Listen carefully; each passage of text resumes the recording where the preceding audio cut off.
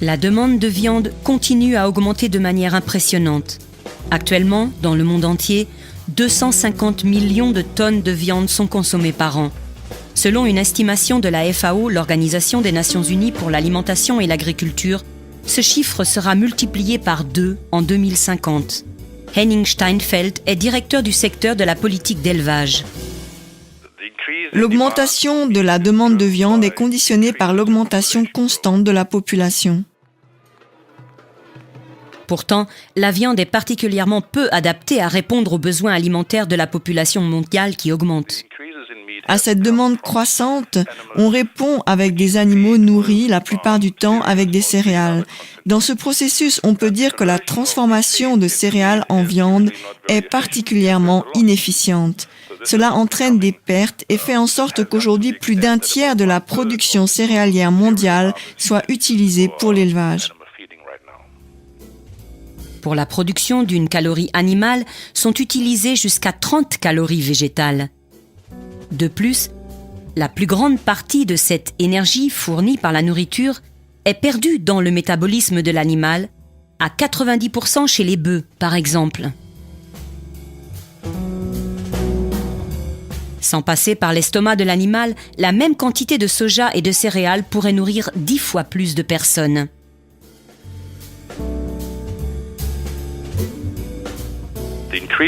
L'augmentation constante de la consommation de viande fait s'envoler les prix alimentaires et les pauvres ont toujours plus de mal à couvrir leurs besoins alimentaires. 6 moutons, 8 vaches, 25 lapins, 33 porcs et 720 poulets. C'est ce que mange un Européen en moyenne au cours de sa vie.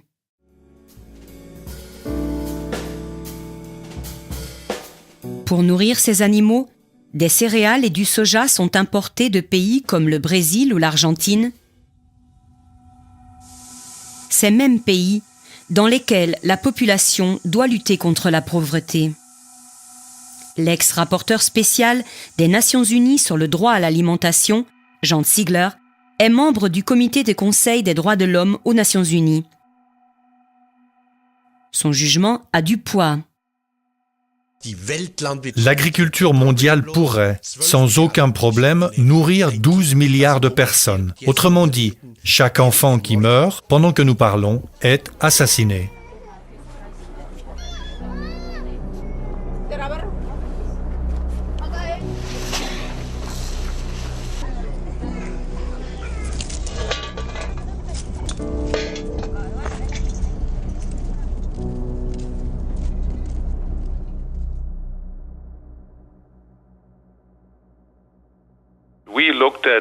Nous avons étudié les conséquences de la production animale globale sur l'environnement et tout particulièrement sur les émissions de gaz à effet de serre, la consommation d'eau et la variété des espèces. Dans son ensemble, l'élevage est responsable de l'équivalent de 7,1 tératonnes, c'est-à-dire plus de 7 milliards de tonnes de CO2. À l'époque de cette étude, cela représentait 18% de l'ensemble des gaz à effet de serre produits par les hommes. Ce qui pèse le plus sur la balance, l'élevage est responsable d'une grande partie du déboisement mondial. 70% des terres déboisées d'Amérique latine sont transformées en prairies pour les bovins.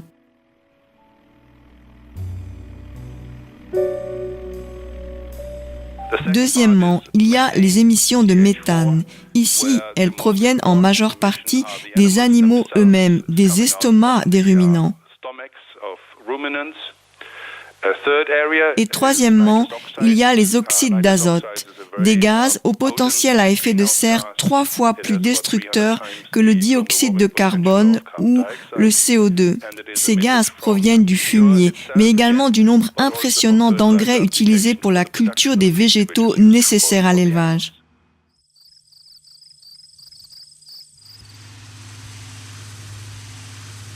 En 2006, Steinfeld publie le rapport des Nations Unies intitulé « Les longues ombres de l'élevage », grâce auquel le monde entier prend pour la première fois connaissance de l'importance de la part de l'élevage dans la production des gaz nocifs pour l'atmosphère.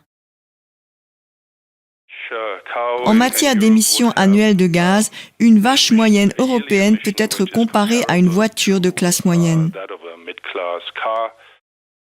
La production d'un kilo de viande engloutit 20 000 litres d'eau et 50 mètres carrés de forêt vierge sont arrachés irrémédiablement. La pollution qui incombe à la production d'un kilo de viande correspond à celle d'un déplacement en voiture de 250 km. En raison de quoi, ceux qui s'engagent pour la protection du climat réclament l'arrêt des subventions publiques allouées à la production de viande. Edmund Haferbeck, conseiller scientifique de PETA, l'association de défense des droits des animaux, critique depuis des années qu'en maintenant le taux de TVA rabaissé de la viande, l'État en favorise la consommation.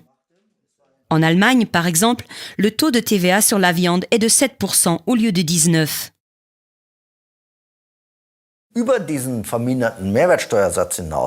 Au-delà de ce fait, la production de viande est soutenue et financée par un très grand nombre de subventions publiques. Plus de la moitié du budget de l'Union européenne est allouée aux subventions agricoles et la plus grande partie de ces dernières investie pour la production animale.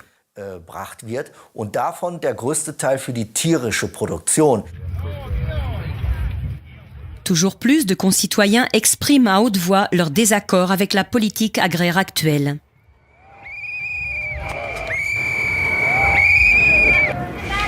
Ils ne veulent qu'une chose, l'argent, l'argent et encore de l'argent. Seul celui qui par son travail s'engage socialement et écologiquement devrait recevoir des subventions. L'État allemand ne devrait plus avoir le droit de financer l'élevage intensif comme c'est le cas avec sa politique agraire. La viande est pire que l'alcool. La viande est pire que les cigarettes.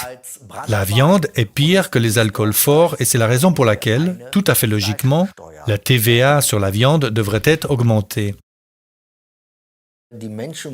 Les gens pensent que la viande est un aliment de base, c'est-à-dire qui appartient à l'alimentation de base de l'être humain.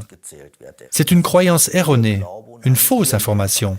Un tribunal allemand de haute instance a même constaté que, je cite, « La viande n'est pas un élément nécessaire à l'alimentation humaine ». La viande n'est pas un aliment en soi puisqu'elle n'est pas nécessaire pour vivre. Elle devrait donc être considérée comme ce qu'elle est, un produit dit de luxe comme le tabac ou l'alcool. La FAO, l'Organisation des Nations Unies pour l'alimentation, dans son rapport annuel de 2009, demande l'instauration d'une taxe sur la viande. C'est une des possibilités de s'assurer que les producteurs dont les activités nuisent à l'environnement portent la responsabilité de ces nuisances.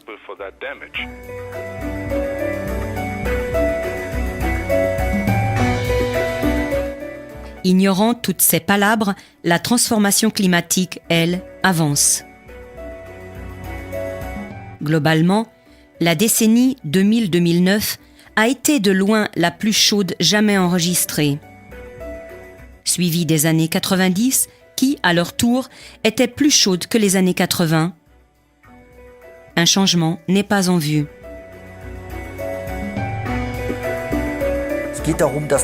Regardons les choses en face. La planète bleue est en train d'être détruite par la production de viande. Cela est prouvé scientifiquement. Nous devons changer de cap, sinon le pronostic est sombre.